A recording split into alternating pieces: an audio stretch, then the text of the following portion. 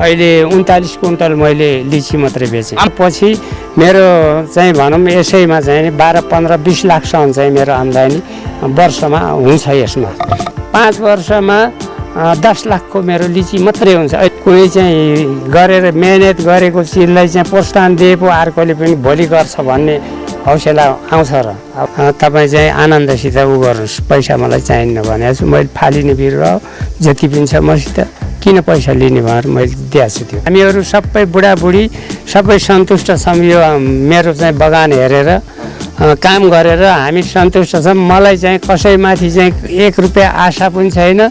हामीले चाहिँ 1 रुपियाँ चाहिँ अर्कोलाई दिउँ भन्ने भावना हाम्रो छ। गरिब गुरुवालाई चाहिँ दिने, फ्रीमा चाहिँ बेर्ना खोज्न आउनेलाई हामीले फ्रीमा दिने। अहिले मैले यहाँ फ्रीमा दिएको छु। जहाँका मान्छे आए पनि लैजानुहोस्, मलाई ड्रागनको बेर्ना दिनुहोस् न भन्नुहुन्छ, मैले फ्रीमा दिएको छु। साना किसानबाट पनि बैठक बोलाएको थिएँ, आउनु पऱ्यो, बुटाहरूमा लिची कलम बनाइदिन्छु भने मैले दिन्न। अब सरकारले चाहिँ आफूलाई हेर्दैन, किन चाहिँ मैले चाहिँ दिन्छु र मैले सक्दिनँ, मैले दिँदा पनि दिन्न।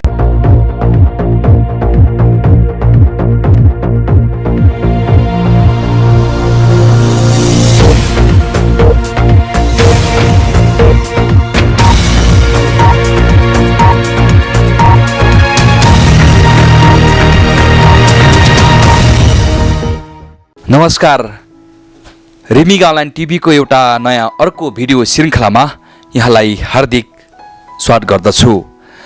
हामी विगत केही समयदेखि निरन्तर विभिन्न उद्यमी र कृषकहरूसँग कुराकानी गर्दै आइरहेका छौँ। यसै क्रममा हामी यति बेला पाल्पाको रम्बा गाउँपालिका 1 हुङ्गी मजुवामा आइपुगेका छौँ। कार्यक्रमलाई अगाडि बढाउँ। यहाँलाई स्वागत छ कार्यक्रममा। धन्यवाद हजुर। रिमगा अनलाइन मिडियाबाट आउनुभएकोमा धेरै मलाई खुसी लाग्यो। यो पहिला प्रथम म बोल्न पाएको छु यसमा। हजुरको शुभ नाम? मेरो नाम जगतबहादुर कार्की। मेरो घर पहिला यहाँ फोक्सिङकोटमा हो। फोक्सिङकोटबाट म यहाँ 2053मा झरेको हो। झरेपछि मैले यहाँ लिची यो जग्गा लिएँ। यो जग्गा लिइसकेपछि यो लिचीको चाहिँ मैले बिरुवाहरू चाहिँ घरै आफै कलमी बनाएर चाहिँ सारेको हो। पुरै किनेको भनेको यहाँ कुनै पनि छैन लिची। मेरो जम्मै एउटै बुटेबाट कलमी बनाएर चाहिँ 1 साल चाहिँ 50वटा जति, 1 साल 20वटा जति, 1 साल 30वटा जति यसरी चाहिँ हामीले बनाइयो। तपाईँ यो कृषि व्यवसायमा लाग्नको लागि कसरी प्रेरणा मिल्यो? तपाईँले किन यो कृषि नै व्यवसाय रोज्नुभयो गर्नलाई? यो मैले पहिला मेरो उमेर चाहिँ 17 वर्ष हुँदाखेरि म इन्डियातिर गएँ। पहिला सुरुमा 16 वर्ष हुँदा बुवा पेन्सन लाउनुहुन्थ्यो। उहाँसित चाहिँ पेन्सन लिन जाँदा गोरखपुरमा चाहिँ भर्ती पनि भएको। म भर्ती हुँदाखेरि पनि बुवाले भर्ती भइस् त चाहिँ बस भन्दाखेरि म नमानेर घरै आएँ बुवासित। त्यहाँ चाहिँ फेरि म चाहिँ इन्डियातिर लागेँ। इन्डियामा 27 वर्ष मैले प्राइभेट कम्पनीमा काम गरेँ। 27 वर्ष काम गरेपछि म चाहिँ त्यहाँ 2001मा चाहिँ नि इन्डियाको 2001मा म घर आएँ। घर आएपछि मैले यो 2053 सालमा लिएको। 2064-65तिर चाहिँ नि मैले यो यहाँ चाहिँ लिची लगाउन सुरु गरेको हो। हजुर, यो लिची लगाउन सुरु कमसेकम 17-18 वर्ष भयो लिची लगाएको मैले। त्यो बेला चाहिँ मैले चाहिँ नि अब पेन्सन पाउने कुरा थियो। पेन्सन चाहिँ मेरो डिसमिस भयो वहाँ पेन्सन इन्डियामा पेन्सन मिलाउन सकिनँ। 2 पालि गएँ त्यहाँबाट। अब यो मेरो धेरै पनि पाइन्न भनेर प्राइभेट कम्पनीको भनेर मैले चाहिँ नि त्यहाँ छोडेर म कृषिमा व्यक्त भएँ। अब मलाई चाहिँ यसैबाट धेरै राम्रो लाग्यो। गर्न पनि आफू शक्ति आउने, हराभरा देखिने, हेर्दा पनि होइन त्यस्तो देखिन्छ। हेर्दा पनि राम्रो, जतिखेर पनि बाटोतिर दगुर्न मन लाग्ने। पहिला त यो बाटो थिएन। यो कोरिडोरले गर्दा हामीलाई सबैभन्दा राम्रो यो कोरिडोरले बनाइदियो। हेर्नुहोस्, तपाईँलाई यो प्रेरणा जुन भन्नुभयो नि, त्यो इन्डियाबाट आइसकेपछि लगत्तै गर्नुभयो कि कसरी गर्नुभयो? लगत्तै गरेको मैले। लगत्तै हाम्रो ठुलो छोरो थियो। ठुलो छोरोले चाहिँ नि यो गरम भयो भने त्यहाँबाट मैले चाहिँ नि तेलेर मैले यो बिरुवाहरू चाहिँ लाउने कार्य गरियो। बिरुवाहरू लाउँदाखेरि अब जोत्ने गोरु थियो त्यतिखेर, यो हात्ती ट्र्याक्टरहरू थिएन। जोत्दाखेरि त्यसलाई बार्ने काम चाहिँ मेरो, बार्ने काम र बचाउने बिरुवा बचाउने जति जम्मै म आफै।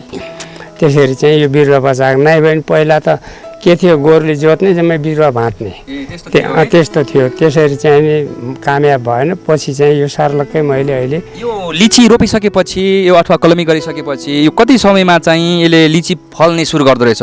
यो हजुरको यो फल्न त हामीले चाहिँ ठुल्ठुला डाला बनाइन्छ। ठुल्ठुला डाला बनाएको कलमी बनाएर रोपेको अहिले यो साल रोप्यो भने अर्को साल यसको आफ्नो सिजनमा 2-4वटा फलिरहेको हुन्छ। हजुर 2-4वटा फल्छ।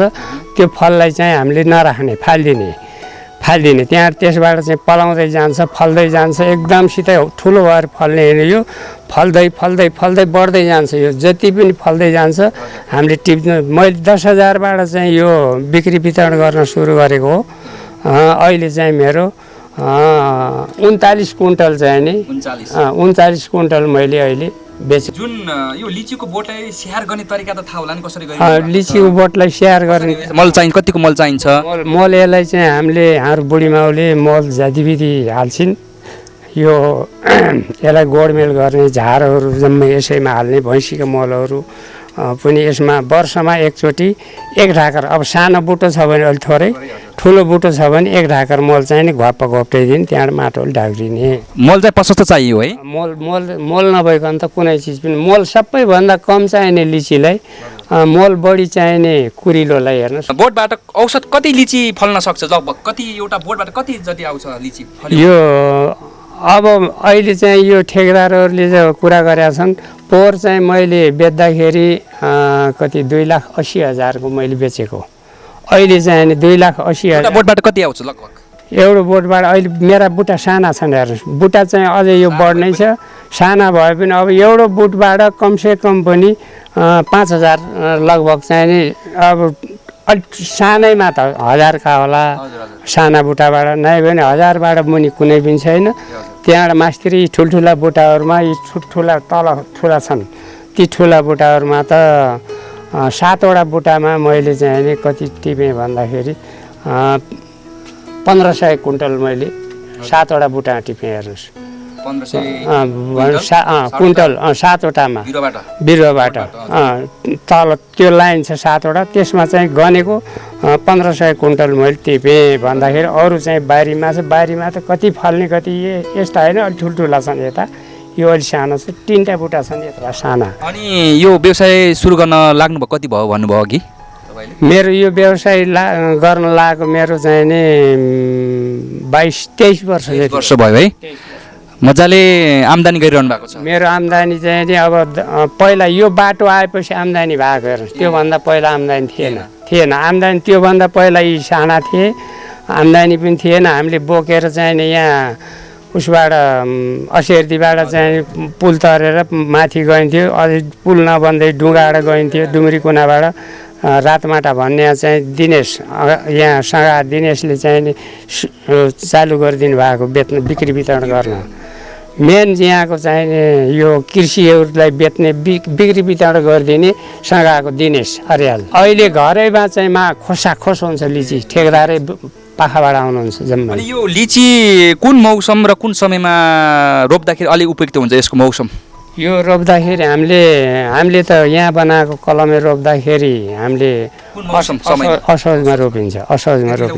हजुर असोजमा रोप्यौँ भने असोज, कार्तिक, मङ्सिर, पुष, माघ त्यतिसम्म चाहिँ ठन्डा मौसम हुन्छ, झट्टै मर्दैन त्यो। अनि यो लिची छ नि, लिचीमा किरा अनि त्यसमा रोगहरू कतिको लाग्ने गर्छ? त्यसको लागि के गर्नुहुन्छ त्यसबाट बच्नको लागि? यसमा रोग लाग्छ। यसमा जम्मै धुलिया लाए चाहिँ बिचबिचमा चाहिँ डालाहरू खाइदिन्छ। डालाहरू खान्छ त अब त्यो पडाकपुडुक भाँच्ने, त्यो मार्ने गरिन्छ। बाँकी हामीले यहाँ मौरीको कारणले गर्दा यहाँ सबैको टोलमा मौरी छ। हामीले चाहिँ यहाँ दबाई भन्ने कुनै पनि छैन। अर्ग्यानिक केमिकल औषधि पुरै अर्ग्यानिक। यहाँ युरिया, कुनै पोटास, केमिकल भन्ने चिज कुनै पनि छैन यहाँ। पुरै अर्ग्यानिक, यो पुरै टोलै अर्ग्यानिक छ हाम्रो। मैले यहाँनिर यसो हेरिरहँदाखेरि यो हाम्रो रम्बा गाउँपालिका 1 हुङ्गीमा आउँदै गर्दाखेरि यहाँ चाहिँ अलि जुसको फ्याक्ट्री पनि आवश्यक रहेछ। त्यसो भए लिची जुसको बनाउनु पर्यो भने सकियो भने बनाउने हो भने त्यसलाई चाहिँ कति चल्छ कति अहिले चल्छ। त्यो बुटोलमा लगाएर अहिले बेच्न चाहिँ अब धेरै भयो, लिची नसकिने जस्तो भनेर हिजै यहाँ हाम्रो कुरा भएको थियो। अहिले बुटोलमा चाहिँ सिन्कीको भाउमा खाइदियो। लिची धेरै भयो, अब पाखा पाखा टाढा चाहिँ सम्पर्क नगरिकन नबिक्ने भयो भन्ने ठुल्ठुलो ठेकेदारहरूले कुरा गर्नु। यो रोग लाग्नबाट बस्नलाई के भन्नुभयो, त्यसको उपाय के भन्नुभयो? लिचीमा लाग्यो भने रोग लाग्नबाट खै लिचीमा त्यति रोग लागेको किराहरू लाग्दैन? किरा लाग्दैन। यसमा चाहिँ नि एकैचोटि फुल फुल्छ, फुलेपछि चाहिँ नि त्यो झिमौरो भन्ने आउँछ, झिमौरो आए पनि झिमौरो आउँछ, झिमौरो मौरी सबैहरू जान्छन्, त्यहाँ सबै जान्छ, मौरी पनि जान्छ, बाँकी त्यसबाट असर हुँदैन। कति फल्छ कति यो विगतमा फर्केर हेरौँ, इन्डियाबाट फर्केर मात्रै गरेको हुँ भन्नुभएको छ होइन? जस्तो लिची खेती गर्न लाग्ने चाहिँ औसत कति रुपियाँबाट सुरुवात गर्नुभयो? मैले यो जग्गा ल्याएको थिएँ, उहाँहरूको चाहिँ 5वटा बुटा छ, उहाँले रोपेको पुरै बारीभरि पहिल्यै रोप्नु भएको रहेछ उहाँले। हामीले चाहिँ लिएपछि हरुवाहरू राख्ने, गोरु पाल्ने गर्दाखेरि जोत्नेले चाहिँ भाँच्यो भन्ने, जोत्ने भाँच्यो। त्यतिखेर महत्त्व थिएन, बाटो थिएन, महत्त्व थिएन लिचीको। त्यहाँबाट एउटा बुटामा त्यहाँ चाहिँ नि मैले पल्तिर एउटा बुवा हुनुहुन्थ्यो, 28वटा बिरुवा चाहिँ मलाई बनाइदिनुहोस् त कलमै भने। त्यहाँबाट हुन्छ तिमीलाई बनाइदिन्छु भन्नुभयो, बनाउनु भयो। त्यहाँबाट 28वटा मैले काटेर चाहिँ लाइन पारेर बाउ छोराले सारेँ, हाम्रो ठुल्छोराहरू मैले। त्यहाँबाट चाहिँ त्यसैबाट त्यही बुटाबाट अहिले पनि खम्बा छ त्यो बुटो, त्यही बुटाबाट कतिले लयो उता फाँटातिर पनि लानु भएको छ, कति लानुभयो, कति मैले कति कलमे बनाएँ, कति त्यो बुटाबाट अझै पनि त्यो बुटो काटेरै फालिरहेको छ, उसमा पोलमा छ त्यो। यो लिची कति क्षेत्रफलमा छ अहिले? मेरो 11 रोपनीमा छ। 11 रोपनीमा मेरो 119वटा पिल्लरमा ड्रागन छ, ड्रागन छ र 32-33वटा बुटा एभोकाडो छ। एभोकाडो त्यति चाहिँ नि सक्सेस भइसकेको छ। यसरी यति धेरै व्यवसाय गरिरहनु भएको रहेछ, कसरी टाइम म्यानेजमेन्ट गरेर समय व्यवस्थापन गरिरहनु भएको छ यो व्यवसायको लागि? मैले यहाँ अब मलाई चाहिँ आवश्यक पर्दाखेरि मैले यहाँ खेतारा खोजेर चाहिँ काम लिन्छु। आज पनि यहाँ कति लिनुहुन्छ एकजना खेतारा एक दिनको? अहिले यहाँ महिलाले चाहिँ नि अब 2.5 घन्टा काम गर्नुहुन्छ, 300 रुपियाँ लिनुहुन्छ 2.5 घन्टा। अब 4 घन्टा काम हुने हो, यहाँ 4 घन्टा गर्दैनन्, आउँछन् त्यहाँ 3 घन्टा भनिन्छ, 3 घन्टा होइन त्यो 2.5 घन्टा काम हुन्छ। अब गोडमेल गर्नु, अब यो पुरै चाहिँ जङ्गल अहिले बारीमा जानुभयो भने हजुरले देख्नु होला कति छ झार। अब फेरि भोलि पनि बोलाएको छौँ, भोलि पनि आउनुहुन्छ गोडमेल। बिहान म पनि लागेको हो, म पनि लाएर हामी 3 आमा छोरा सबै लायौँ, त्यहाँबाट खेत्र आए गए। अब भोलिलाई बोला। अब यसपालि लिची मात्रै कति बेच्नु भयो? अहिले 39 कुइन्टल मैले लिची मात्रै बेचेँ। आम्दानी कति भयो त? आम्दानी मेरो चाहिँ नि हजुरको लिचीबाट मात्र है? लिचीबाट 4.5 लाख रुपियाँ। 4.5 लाख भयो है?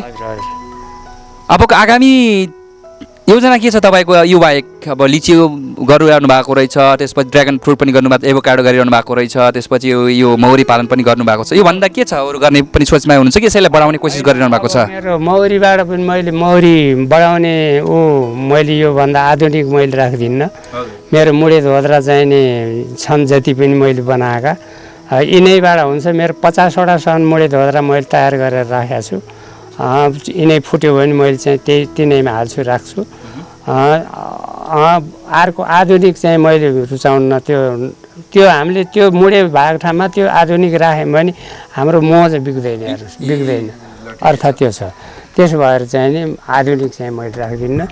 अरू चाहिँ अरू गर्ने त अब बुढेसकाल लाग्यो, अब यसैलाई चाहिँ हामीले स्याहार सुसार गर्ने। अब बारीमा मकै हुन्थ्यो, नाफा कमाउने बरु होइन, थप नगर्ने, अब थप गर्न पर्दैन हामीलाई, यसैले जति पनि पुग्छ। लिची चाहिँ मेरो अझै 5 वर्षमा 10 लाखको मेरो लिची मात्रै हुन्छ। अहिले बुटा हेर्नुहोस् कति छ अहिले बिरुवा भन्नुभयो? बोट बिरुवा मेरो 80वटा छ, 39 कुइन्टल बेचेँ। अहिले त्यही ठेकेदारले भन्छन् त्यहाँ बारीमा घुमेर फल हेर्दाखेरि तपाईँको अझै 5 वर्षमा 10 लाखको त तपाईँको लिची मात्रै हुन्छ भन्ने उहाँहरूले पनि कुरा गर्नुहुन्छ। भर्खरका छ कि बुटा सबै साना छन्।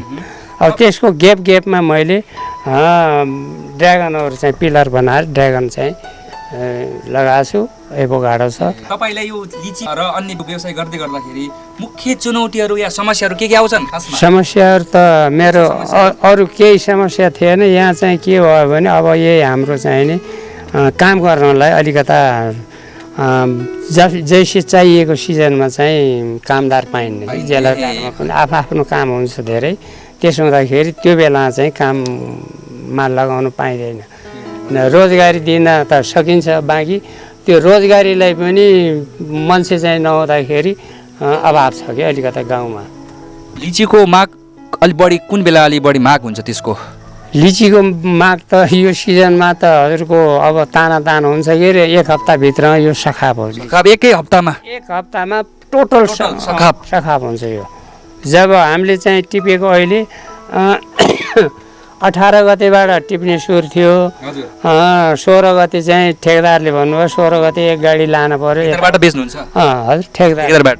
कसले लिनुहुन्छ यो ठेक्का? बुटोलको अहिले चाहिँ बुटोलबाट आउनु भएको थियो। अनि यसको लिचीको बजारीकरण त उहाँलाई दिनु हुँदो रहेछ होइन? तपाईँ कतिको सन्तोषजनक हुनुहुन्छ यो लिची व्यवसायबाट? सन्तोषजनक छौँ।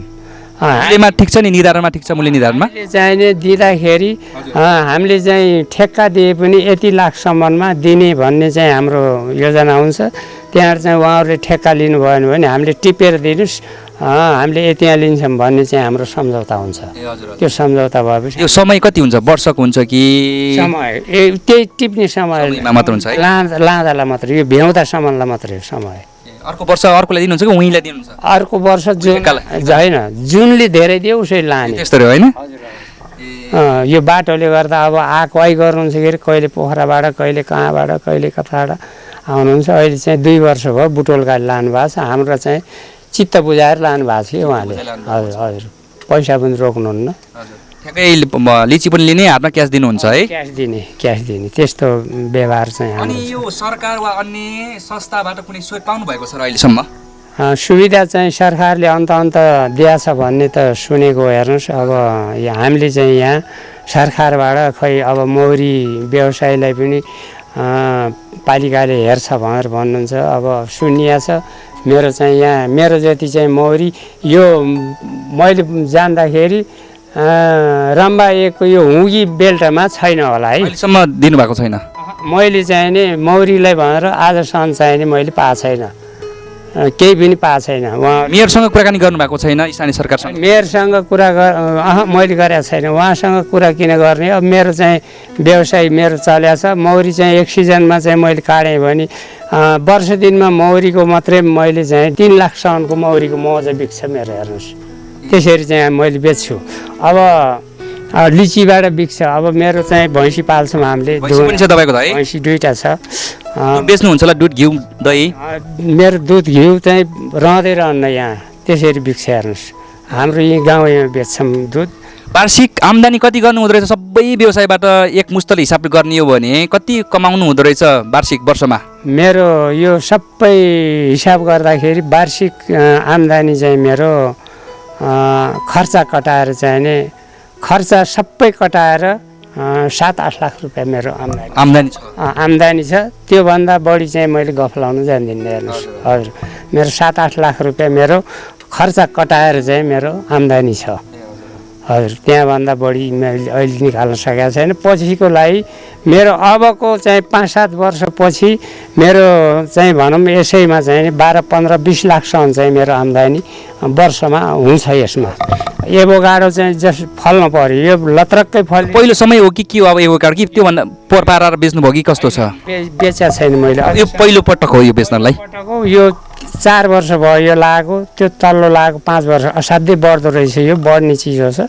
त्यस भएर अहिले यो छोराले चाहिँ काटेको, यो आएर ठुला हुन लाग्यो, काटौँ फल्ने भए यतिमा जति पनि हुन्छ हामीलाई भने त्यहाँबाट अब यसलाई चाहिँ नि जुन फल्छ त्यही ग्राफ्ट गर्ने भन्ने। ड्र्यागन फ्रुट नि? ड्र्यागन फ्रुट एकदम राम्रो छ। कति भयो बेच्न लाग्नु सुरुवात गर्नुभएको? 10,000बाट सुरु गरेको, त्यहाँबाट 80,000को पहिला सुरुमा 10,000को बेचियो। 30वटा पिलर थियो। अहिले 119वटा छ। 119वटा पिलर छ? हजुर, 119वटा पिलर छ। 10,000बाट सुरु गरेको, एक साल 80,000को बेच्यो। पोहोर चाहिँ नि 1,50,000को बेचेको। अहिले त लगभग चाहिँ 200 पुग्छ कि चाहिँ मैले मानेको छु। स्थानीय सरकारबाट अनुदानको अपेक्षा गर्नुभएको छ र तपाईँले? मैले अनुदान चाहिँ पाइन्छ कि भने अति नै आशा गरिराखेको, बाँकी चाहिँ नि कतैबाट पनि यो निराशा भइराखेको छ। निराशामा परिणत गरिरहनु भएको छ हैन त? निराशा छ। किनभने यतिको कृषकलाई चाहिँ नि प्रोत्साहन नदिने सरकारले आफैले मात्रै चाहिँ उ गरेको हो कि अब कुनै चाहिँ गरेर मेहनत गरेको चिजलाई चाहिँ प्रोत्साहन दिए पो अर्कोले पनि भोलि गर्छ भन्ने हौसला आउँछ र अब हामीले त आफ्नो खर्च लगानी लगाइया छ गरिया छ आफूलाई पनि भएको छ अर्कोलाई रोजगारी पनि हामीले बोलाउँछौँ त्यसलाई पनि भएको छ भन्ने स्थितिबाट गयो सरकारबाट हामीलाई केही सरोकार छैन हेर्नुहोस्। तपाईँ जस्तै सफल किसान बन्नको लागि अरूलाई के सुझाव दिनुहुन्छ सल्लाह दिनुहुन्छ तपाईँले? मैले त के भन्छु भनेदेखि मैले भन्दा अझै राम्रो राम्रो काम गर्नुहोस् भन्ने चाहिँ मैले सुझाव दिइराखेको छु सबै यहाँहरूलाई। यस्तै गरी हरेक बिरुवा मैले चाहिँ एउटा ड्र्यागन किन्दाखेरि हजुरको 200 रुपियाँ 5000मा लिएर 26वटा बेर्ना चाहिँ ल्याएको थियो हाम्रो चितवनबाट छोराले। अहिले मैले यहाँ फ्रीमा दिएको छु, जहाँका मान्छे आए पनि लैजानुहोस् मलाई ड्र्यागनको बेर्ना दिनुहोस् न भन्नुहुन्छ, मैले फ्रीमा दिएको छु।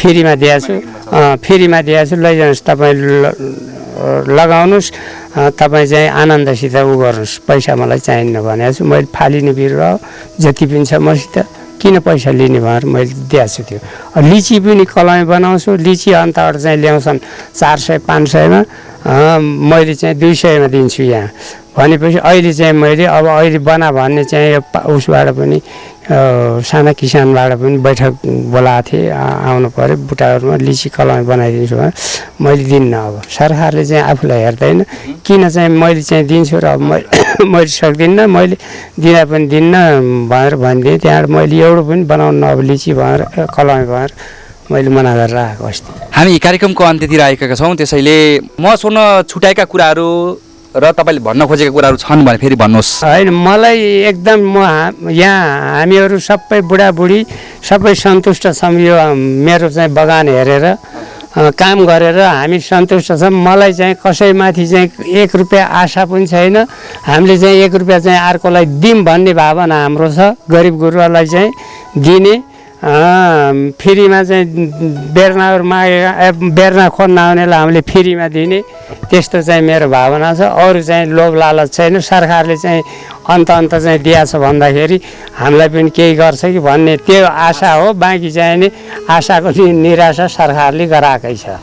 हस्, आफ्नो अमूल्य समय दिनुभयो, यहाँलाई धेरै धेरै धन्यवाद छ। हजुरलाई पनि धन्यवाद छ। हजुर यहाँ धेरै समयमा चाहिँ म यसमा बोल्न पाएँ, त्यसमा त मलाई धेरै खुसी लाग्यो। हस् त हजुर, धन्यवाद, नमस्कार।